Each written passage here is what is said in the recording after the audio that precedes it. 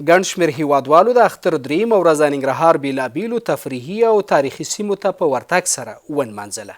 دوی خوښ دي چې په بشپړ امنیتي فضا کې د اختر شپې او ورځې نمانځي. د ریاست الوزرا اداري مرستیال د کډوالو د اړتیا پر پوره کېدو ټینګار وکړ. د ریاست الوزرا اداري مرستیال مولوي عبدالسلام حنفي د کډوالو لنډمهاله پنډغالي پایتخت ترمینل کې د کډوالو وضعیت او هغوی ته برابر شوي خدمتونه وارزول.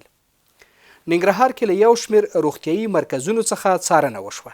د ننګرهار عامې روغتیا ریاست مرستیال ډاکټر عبدالواقف نیازي په اچین، سپینغر، کوټ، بټي کوټ، مومندرې او شینوارو ولسوالیو کې له روغتیایي مرکزونو څخه څارنه وکړه. د فاریاب ولایت د امنیي قمندانۍ مسؤلین وایي چې د دغه ولایت په دولت آباد ولسوالۍ کې د یوې ټرافیکي پیښې له امله 4 تنه مړه او 3 نور ټپیان شوي دي. د یاد ولایت د امنیي قمندانۍ ویاند مولوي عبدالله سرحدي باختر اطلاعاتي اژانس ته ویلي چې پیښه د دولت آباد ولسوالۍ په جنګل سیمه کې رامنځته شوې ده.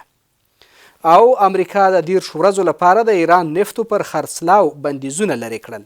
په نړیوال مارکیټ کې